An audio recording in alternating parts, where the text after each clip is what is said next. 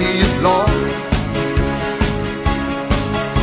Let's praise the God of Israel. He's the bright and morning star, the Holy One of Israel, my strength and my song.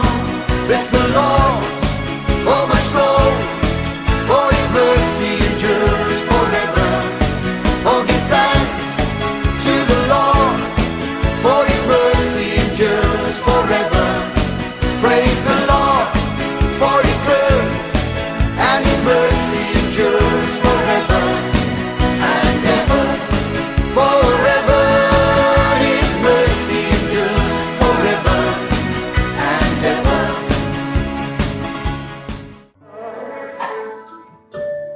Kami selalu mengucap syukur hanya padamu Tuhan.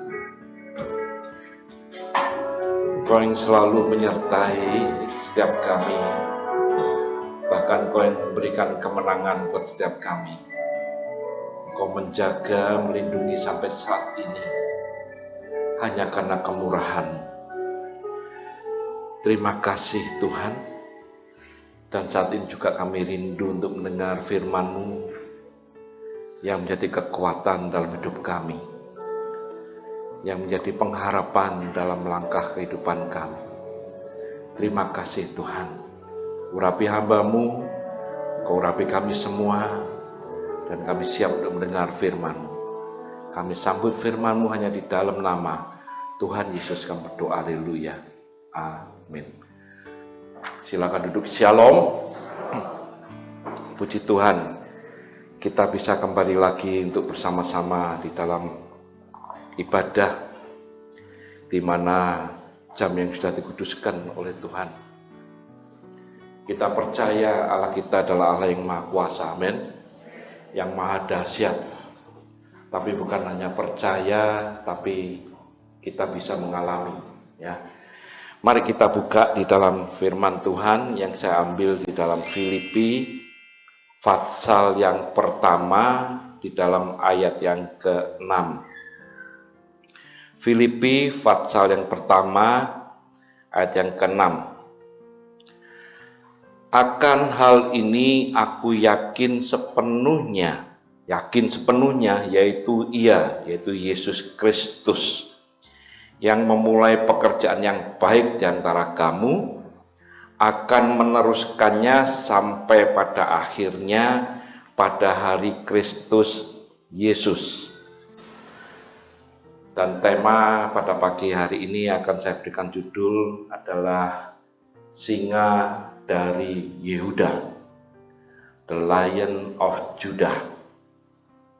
Lantas apa hubungannya dengan ayat ini, Om? Gitu ya. Di sini katakan Paulus menulis demikian. Dia yakin sesungguhnya karena dia telah mengalami apa yang Tuhan Yesus sudah kerjakan dalam hidupnya. Dikatakan ia yang memulai pekerjaan, itu pekerjaan baik semuanya di dalam hidupnya, yaitu di antara kamu juga, akan meneruskannya sampai pada akhirnya, sampai pada hari Kristus Yesus. Kalau orang lain boleh mengatakan sampai pada hari kiamat gitu ya, sampai pada hari Kristus Yesus. Lantas apa yang dikerjakannya? Kalau minggu lalu renungan yang saya bawakan adalah kita mengerti bahwa dia sebagai Alfa yang sudah menciptakan semuanya yang awal ini, bahkan dia juga sebagai yang ada omnipresent ini, bahkan juga sampai kepada Omega, sampai pada akhirnya, di mana Maha Kuasa semua dikerjakannya dengan luar biasa.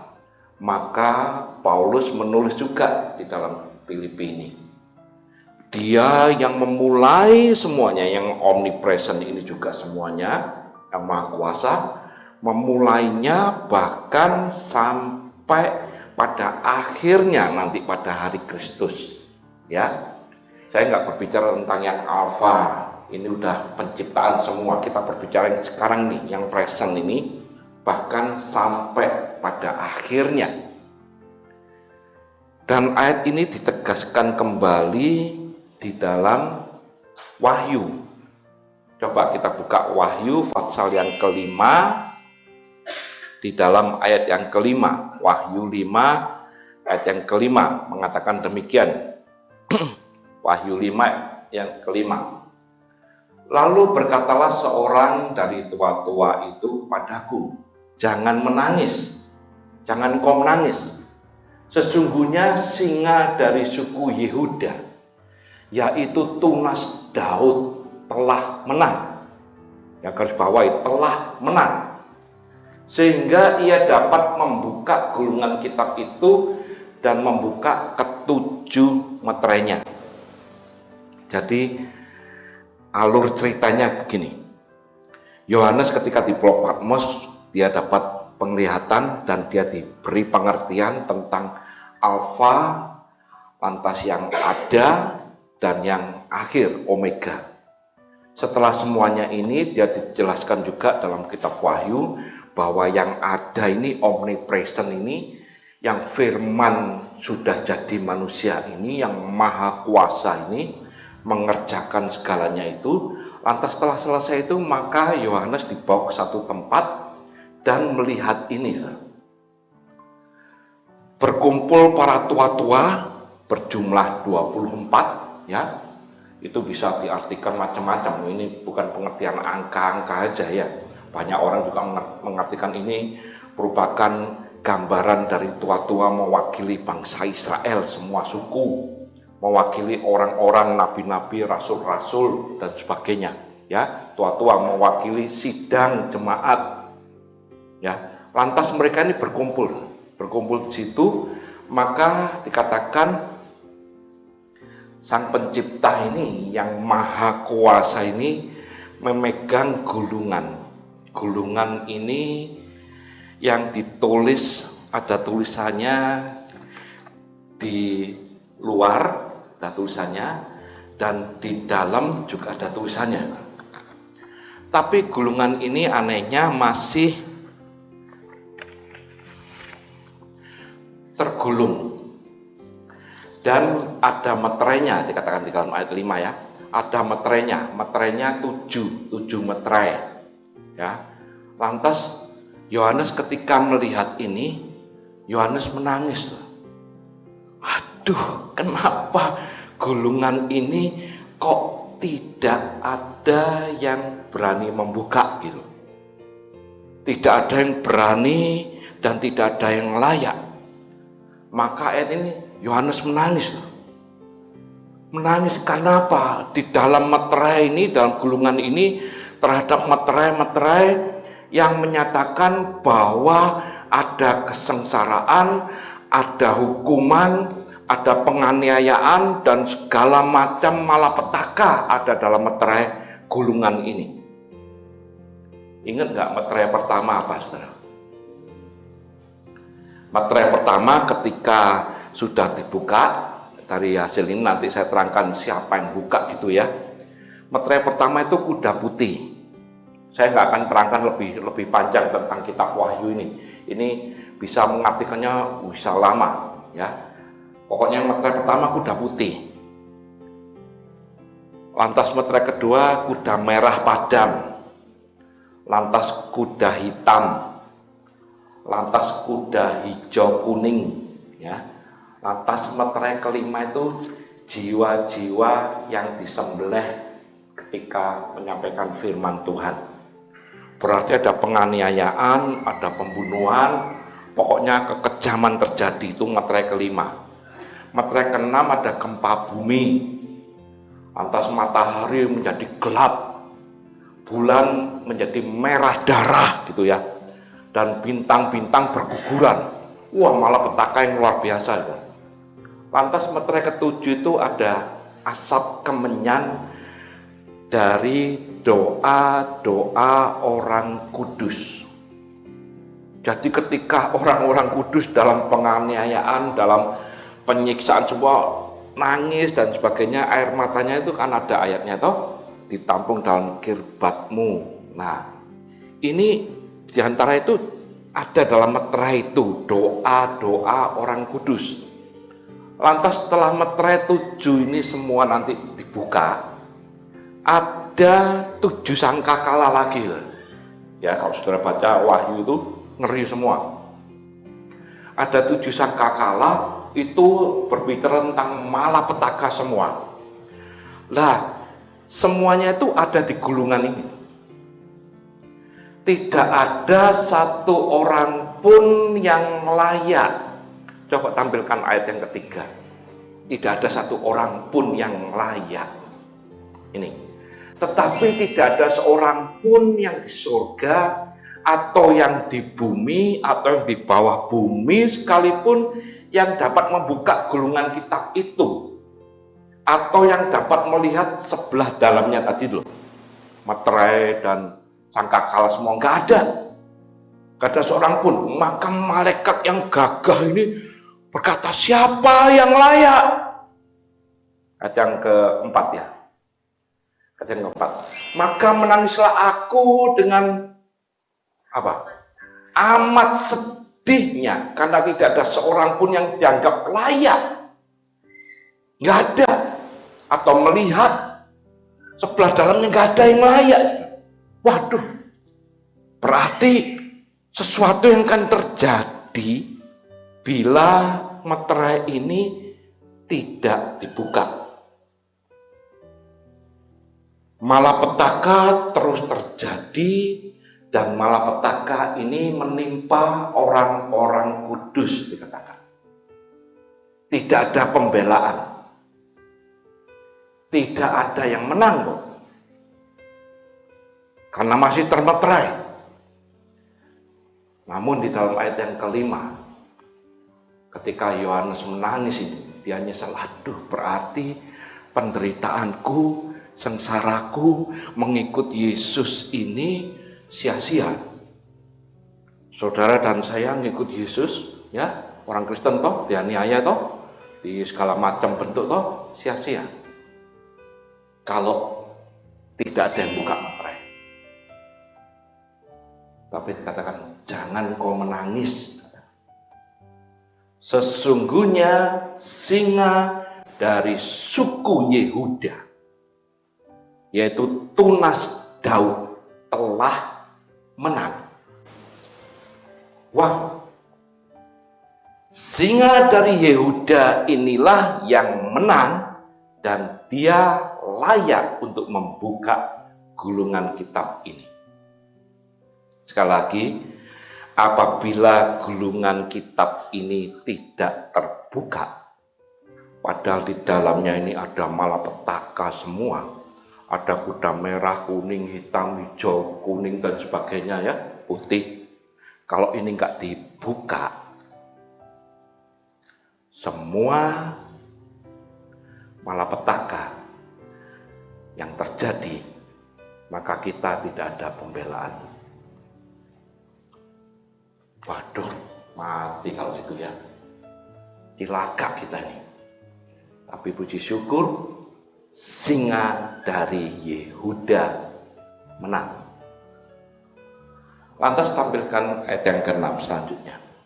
Ayat yang ke-6, Wahyu 5, ayat yang ke-6 mengatakan demikian. Maka aku melihat di tengah-tengah tahta dan keempat makhluk itu, dan di tengah-tengah tua-tua itu tadi yang berdiri itu, seekor anak domba seperti telah disembelih, bertanduk 7 dan bermata 7. Itulah 7 roh Allah yang ke seluruh bumi. Anehnya, saudara kalau membaca ayat 5 dan ayat 6, seolah-olah bertolak belakang. Ayat yang kelima berbicara singa dari Yehuda yang kuat, gagah, perkasa, menang segalanya, dikatakan telah menang. Lantas ayat ke-6 jadi anak domba. Wong gagah ini jadi anak domba yang keluh. Kalau Nabi Yesaya mengatakan yang bisu, yang tidak mengatakan apa-apa, yang tidak melakukan segala kekuatannya. Loh, katanya menang. singa dari Yehuda. Kenapa sekarang jadi anak domba yang keluh? Kenapa menjadi anak domba yang siap disembelih? Seolah-olah bertolak belakang. Satu yang kuat, satu yang lainnya lemah. Coba kita baca, diuraikan ini di dalam Yesaya 53 ayat yang ke-7 dan 10. 7 sampai 10. Ini adalah kemenangan dari singa Yehuda, dijelaskan di sini. Yesaya 53 ayat 7. Dia dianiaya, tetapi dia membiarkan diri ditindas dan tidak membuka mulutnya, seperti anak domba yang dibawa ke pembantaian, seperti induk domba yang keluh, yang bisu di depan orang-orang yang menggunting bulunya. Ia tidak membuka mulutnya. Seperti dulu dikatakan ini anak domba yang tadi di dalam Wahyu 5 ayat ke-6, ternyata yang membuka gulungan ini singa dari Yehuda, ayat 5. Maka di dalam ayat ke-6 ternyata ini anak domba juga yang keluh.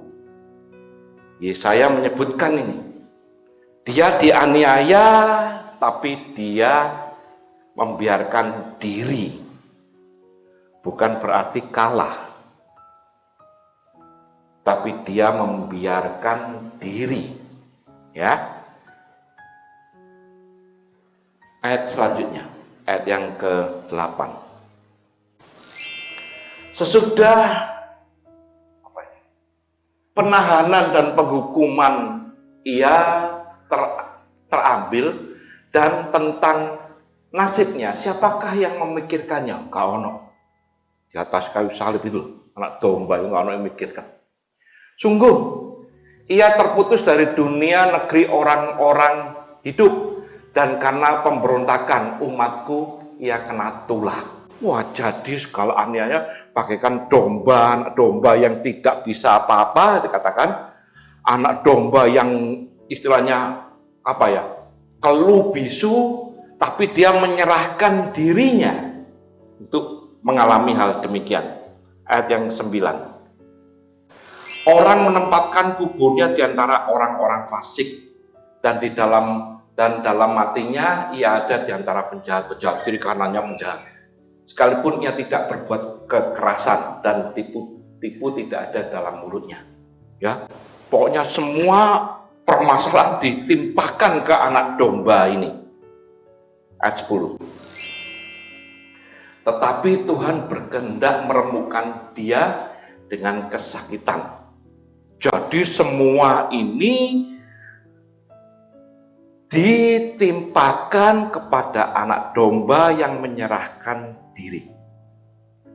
Lantas apa hubungannya kemenangan dari singa Yehuda ini? Apa kemenangannya? Menang dari mana? Sehingga kita boleh bangga, engkaulah singa dari Yehuda, engkaulah Allah pembelaku, engkaulah Allah penolongku, semua. Apa yang kau banggakan? Kalau dia kalah di sini, perhatikan ayat selanjutnya ini penting. Apabila ia menyerahkan dirinya, ya, saya ulangi. Apabila ia menyerahkan dirinya sebagai korban penebus salah, dia yang singa dari Yehuda mau menjadi anak domba. Dia yang maha kuasa, kuat, gagah, otoritas, powerful. Tapi apabila ia menyerahkan dirinya sebagai korban penebus salah, ia akan melihat keturunannya, umurnya akan lanjut, dan kehendak Tuhan akan terlaksana olehnya. Yang di Omega tadi, ya, yang di Filipi 1 ayat 6. Hanya oleh dia maka keturunannya, siapapun juga, Tuhan berkehendak, maka dia yang layak membuka gulungan ini. Ini kemenangan pertama yang dilakukan oleh The Lion of Judah, yaitu ketaatan. Dia kuasa. Dia powerful, luar biasa. Satu saat ketika di Taman Getsemani, ketika hendak ditangkap, ya, Yudas membawa prajurit-prajuritnya, lantas Yudas memberikan isyarat apabila nanti yang dicium itu orang yang ditangkap. Dan ketika di Taman Getsemani, Yesus tanya sama Yudas ketika cium, kenapa engkau memberikan aku ciuman Yudas? Kalau dicium hati-hati, ciuman Yudas. Tapi enggak, ini cerita di dalam Taman Getsemani. Kenapa engkau memberikan aku ciuman seperti ini? Lantas prajurit-prajurit itu, perwira-perwira itu, pokoknya sudah dapat isyarat tapi nggak tahu siapa yang dicium gitu. Lantas Yesus bertanya, siapakah yang kamu cari gitu? Prajuritnya ya, pokoknya Yesus ini yang mau ditangkap. Yesus jawab, ini aku. Wah, rebah semua tuh. Dalam hal itu Yesus juga mengatakan, aku bisa menghadirkan malaikat-malaikat untuk bisa melawan semuanya. Oh, dia maha kuasa. Tapi Yesaya menegaskan, apabila ia menyerahkan dirinya, sang Lion of Judah, menyerahkan dirinya sebagai anak domba, ketaatan inilah yang membawa dia kemenangan. Hal ini ditulis juga di dalam 1 Korintus 15. Coba tampilkan 1 Korintus 15 ayat 27 dan 28. 27 dan 28. 1 Korintus 15. Sebab segala sesuatu ini ya telah ditaklukkannya di bawah kakinya. Tetapi kalau dikatakan bahwa segala sesuatu telah ditaklukkan, maka teranglah bahwa ia sendiri yang telah menaklukkan segala sesuatu di bawah kaki Kristus itu tidak termasuk di dalamnya. Saya kasih contoh. Apa ya contohnya? Ini aja ya. Saya dilepas tak?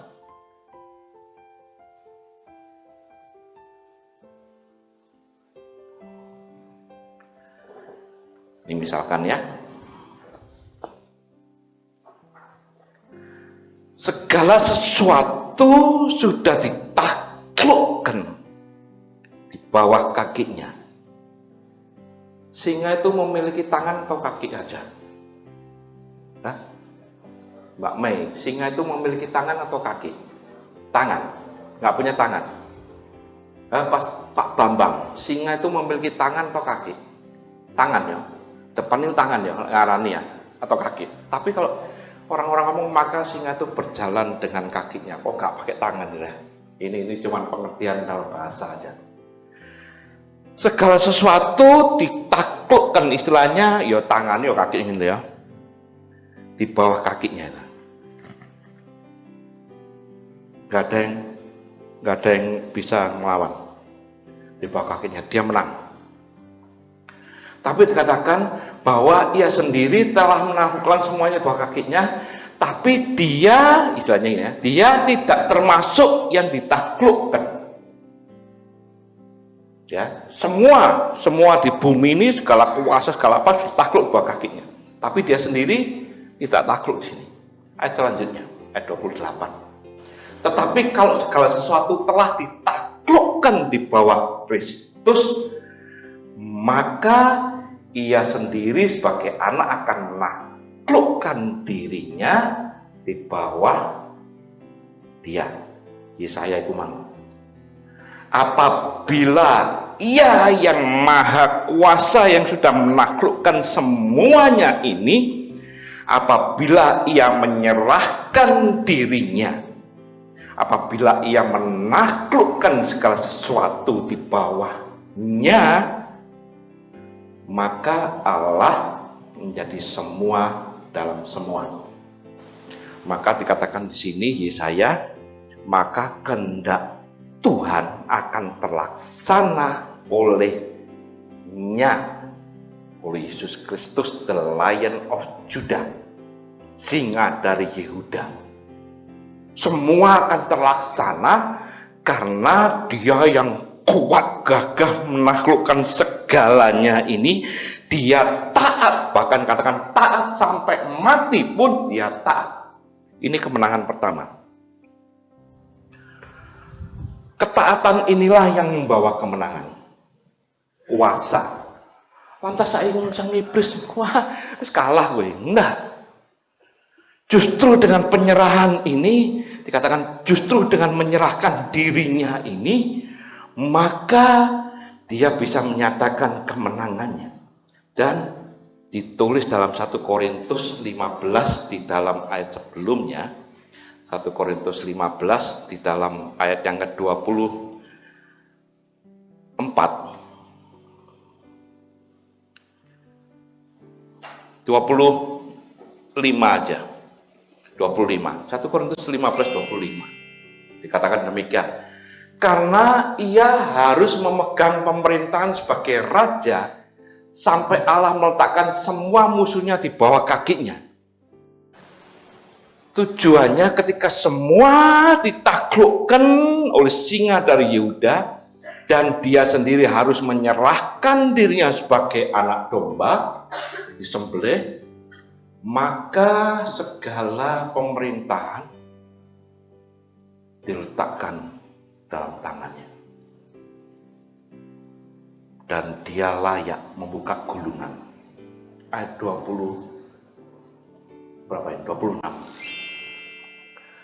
Musuh yang terakhir yang dibinasakan ialah maut. Jadi semua ini sudah kalah semua, hanya musuh yang terakhir harus juga dikalahkan. Lah disalib, sehingga dari Yehuda ini disalib sebagai anak domba, lah kalah. Enggak. Justru di sini kemenangannya boleh dinyatakan bahwa musuh yang terakhir ini harus juga ditaklukkan di bawah kakinya. Tapi dia harus menyerahkan diri sebagai anak domba.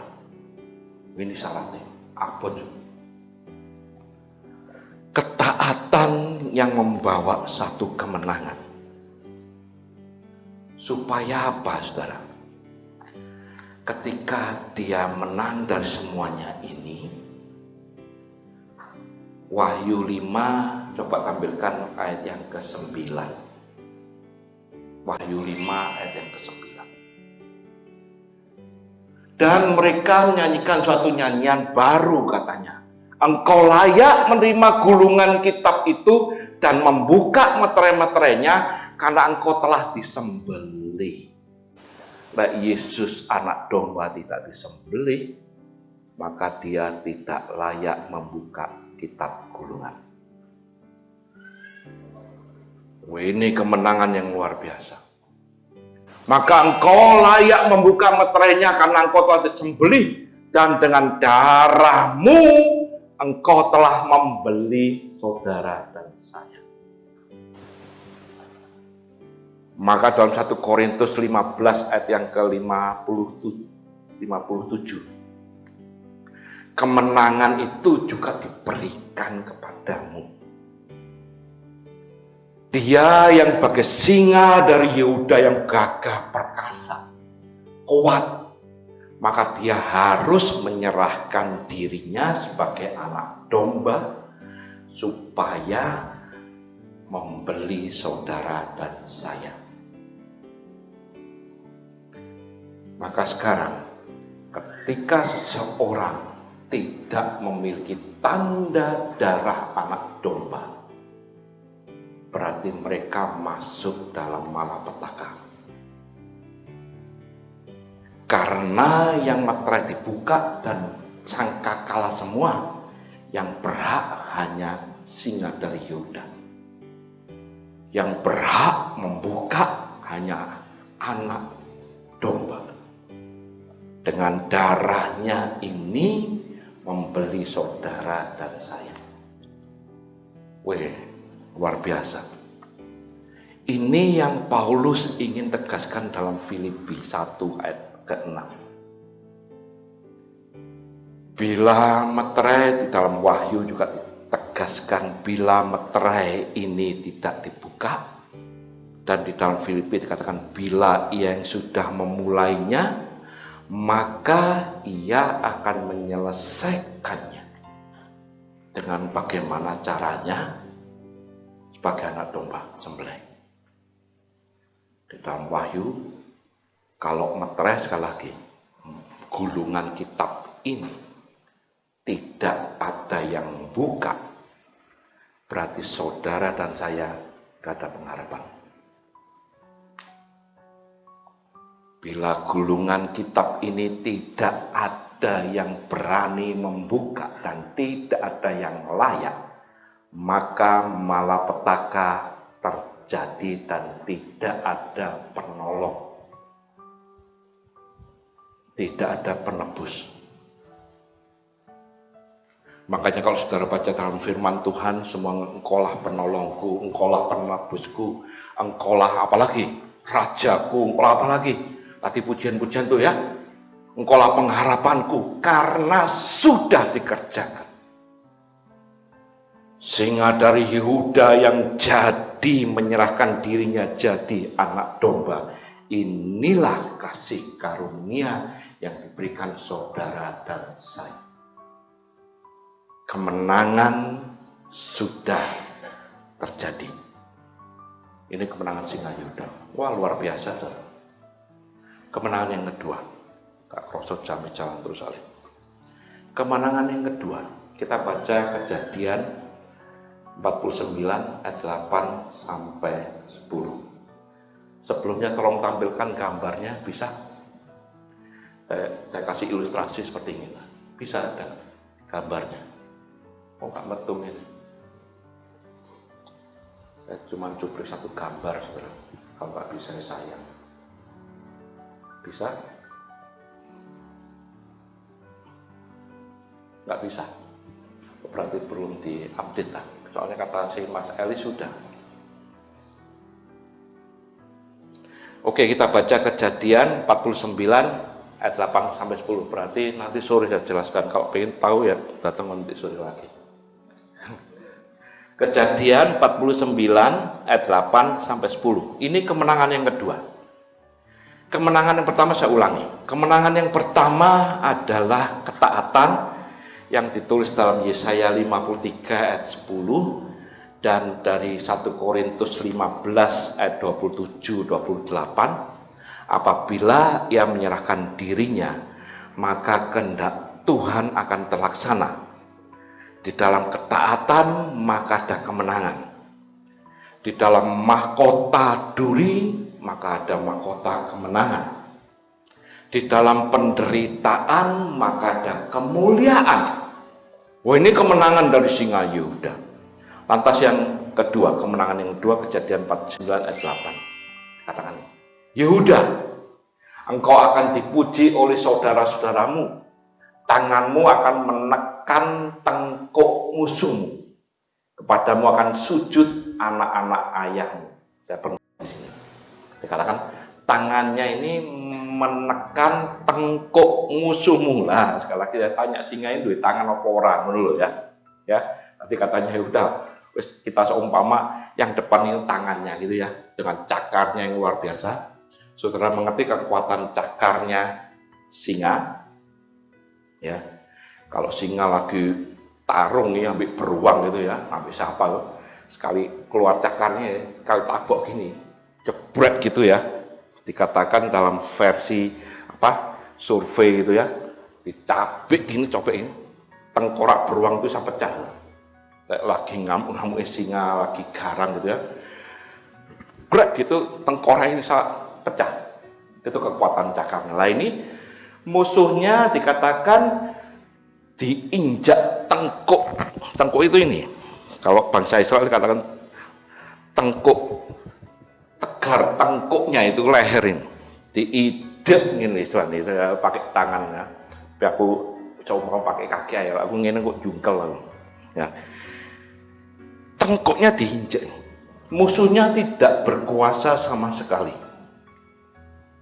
Ternyata saya waktu lihat-lihat, kok kenapa kok tengkuk ini? Segala makhluk ya, kelemahannya itu di tengkuk sini tuh. Tidak, gak apa-apa. Maka tadi dikatakan, maka musuh-musuhnya diletakkan di bawah kakinya. Ya, lek singa ya memang tangan memang kantong kowe. Tapi bukan hanya itu saja. Kemenangan yang nyata. Ayat yang ke-9.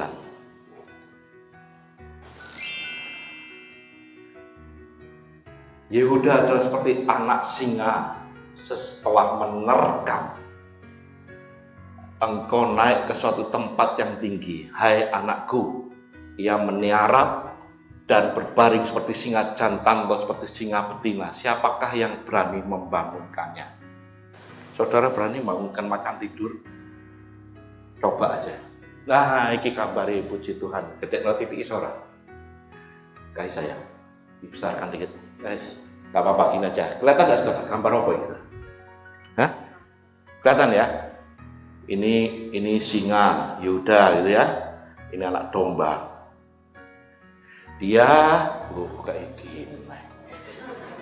Dia harus menyerahkan dirinya sebagai domba yang sembelih dengan mahkota duri, supaya menjadi mahkota beneran. Ya, dia harus menyerahkan. Apabila ia menyerahkan, maka dia layak menerima ini. Perhatikan sebentar, saudara. Dia memberikan kasih karunia dengan sebagai anak domba yang sembelih. Saudara menerima tanda darah. Tapi nanti kedatangan kedua, dia tidak datang sebagai anak domba, tapi dia datang sebagai singa yang perkasa. Jadi lek kowe ibadah main-main, dia datang bukan sebagai kasih karunia.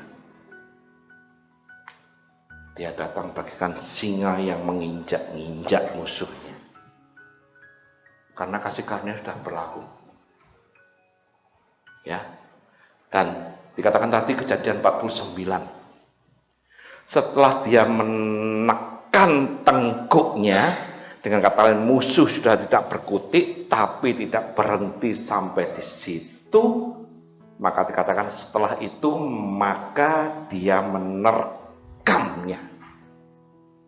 Menerkam dikatakan adalah mencapai target, sasaran, goal. Bukan hanya wah wis kalah biarno, dihabiskan. Maka dia menerkam the prey, goal, sasaran. Ini kemenangan yang dilakukan oleh singa dari Yehuda. Ketaatan dilakukan. Dan kemenangan yang kedua, dia menghancurkan semuanya. Diterkamnya semua. Nah, Roma 8 ayat 34. Roma 8 ayat 34. Kristus Yesus yang telah naik, bahkan lebih lagi yang telah bangkit, yang juga duduk sebelah kanan Allah, yang malah menjadi pembela bagi kita ini.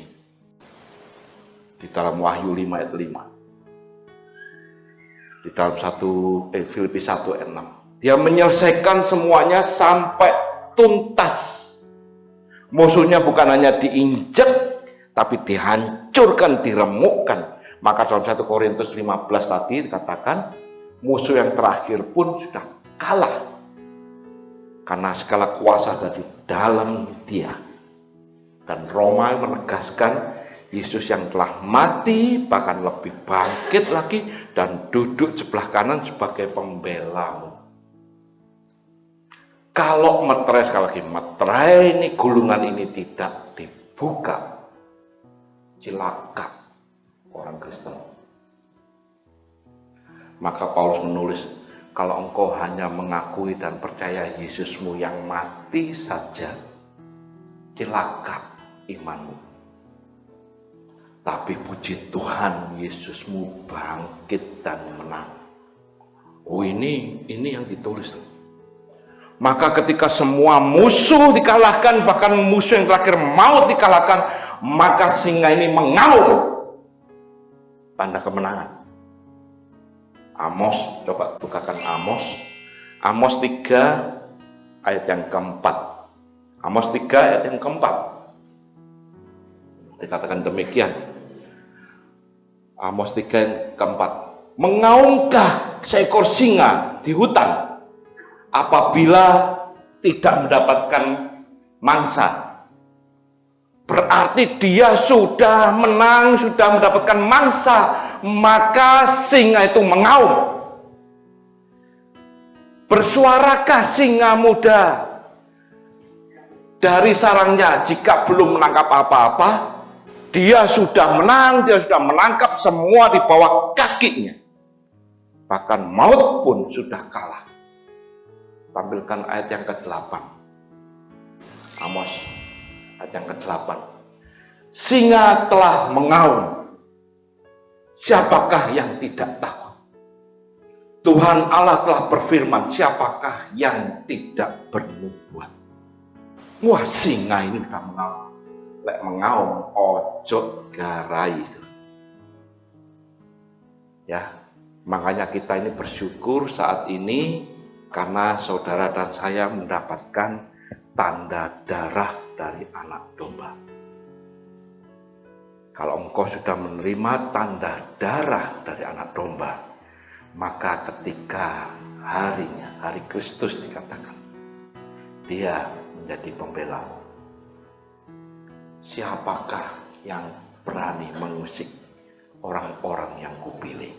Kalau maka di dalam Roma 8 ayat 1 minggu lalu, tidak ada penghukuman bagi orang-orang yang berada di dalam Yesus Kristus.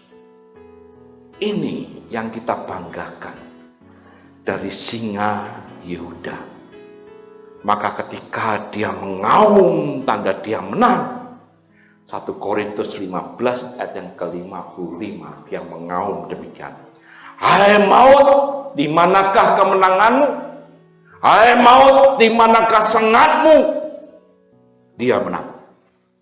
Wahyu 5 ayat yang ke-5. Singa dari Yehuda, dia telah menang. Menyertai saudara dan saya. Nah, sekarang ini saudara dan saya bagaikan dikatakan sebagai singa-singa apa? Yehuda gitu kah ya? Ya, singa-singa Yehuda ya.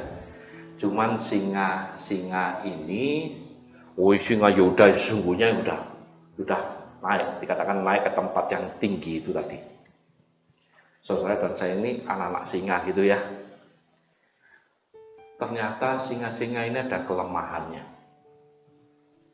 Kelemahannya apa? Satu. Kelemahan singa-singa yang masih anak-anak,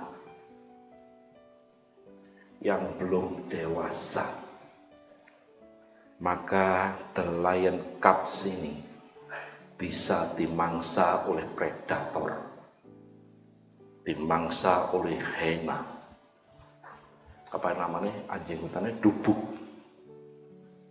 apabila singa ini belum dewasa. Maka saudara dan saya harus menjadi dewasa secara rohani. Kalau enggak, engkau dihancurkan. Yang kedua, kelemahan singa. Singa ini sukanya bergerombol. hidupnya bergerombol. Apabila ada singa yang menyendiri, maka musuh-musuhnya predator juga gampang menyerang. Anak-anak Tuhan, apabila ibadah fellowship menyendiri, tidak ikutan diserang, maka dikatakan maka engkau harus berfellowship. Ya, ini kelemahan. Lu kan ada singa dari itu, iya dia bela kalau engkau di dalam dia. Kalau enggak, sikat sama hyena. Yang ketiga, kelemahan dari singa dimakan sama predator adalah singa-singa yang sakit. Apabila ada yang sakit rohani, paling gampang diserang sama predator. Gampang. Makanya kita sebagai orang yang percaya, beribadah, mengiring Yesus, sing teman. Jangan main-main. Sudah bukan waktunya lagi kita beribadah, ngaco main HP, no. Karena waktunya datang. Anak domba yang tersembelih, dia akan datang bukan sebagai kasih karunia. Dia datang sebagai singa dari Yehuda yang menghancurkan, meremukkan segala musuh yang tidak ada tanda darah dalam hidupnya. Wah, bangga nggak punya singa dari Yehuda? Saya bangga. Ternyata singa dari Yehuda ini yang sudah menang dan dia naik ke suatu tempat yang tinggi untuk menjadi saksi, untuk menjadi pembela, untuk menanggung semuanya. Wahyu 5 ayat yang ke-12. Anak domba yang disembelih itu layak untuk menerima kuasa dan kekayaan dan hikmat dan kekuatan dan hormat dan kemuliaan dan puji-pujian. Kalau tadi dalam Kejadian 49 ayat 10, maka tongkat kerajaannya tidak akan beranjak dari singa Yehuda. Sekarang kita yang masih hidup saat ini, saudara dan saya mendapatkan kasih karunia karena darah anak domba. Dan dia yang maha kuasa sekali lagi sebagai singa dari Yehuda, yang sudah mematahkan segala belenggu dosa, bahkan maut sudah dikalahkan. Dia siap menolong, membantu saudara kalau ada tanda darah. Kalau enggak, lakonono dewe. Ya. Inilah yang Paulus bisa tuliskan.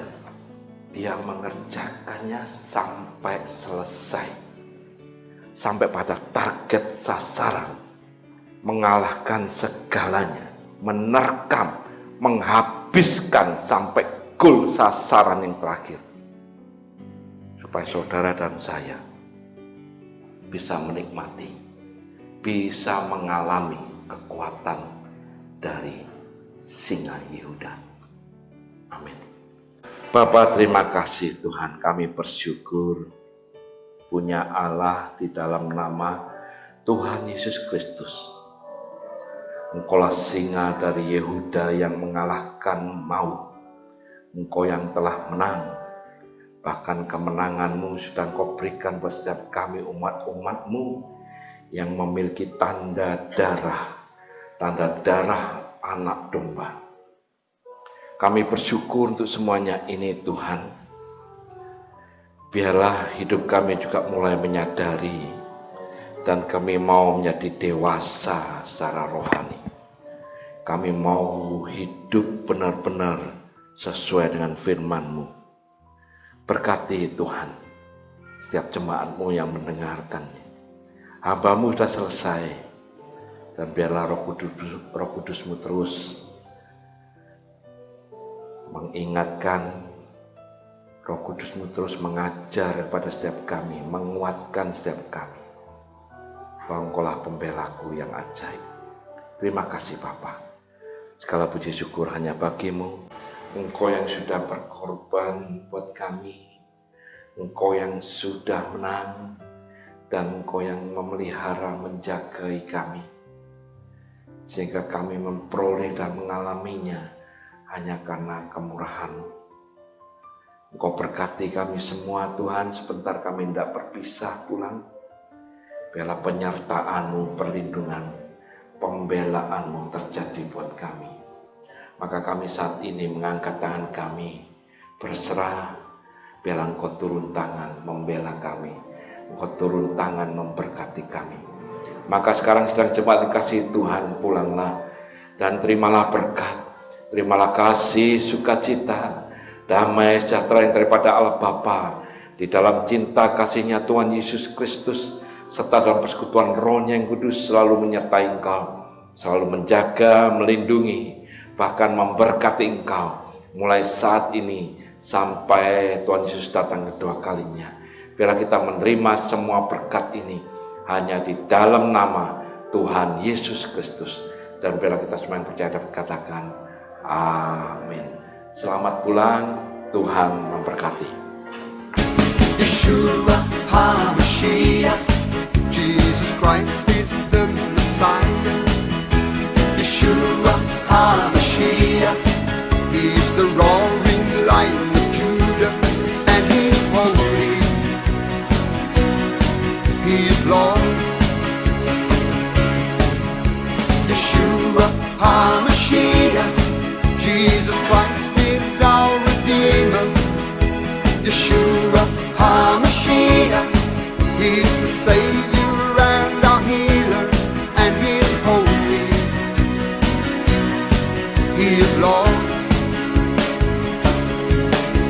Yeshua HaMashiach, He's my rock and He's my power. Yeshua HaMashiach, my shield and my strong tower, and He's holy, He is Lord. Let's praise the God.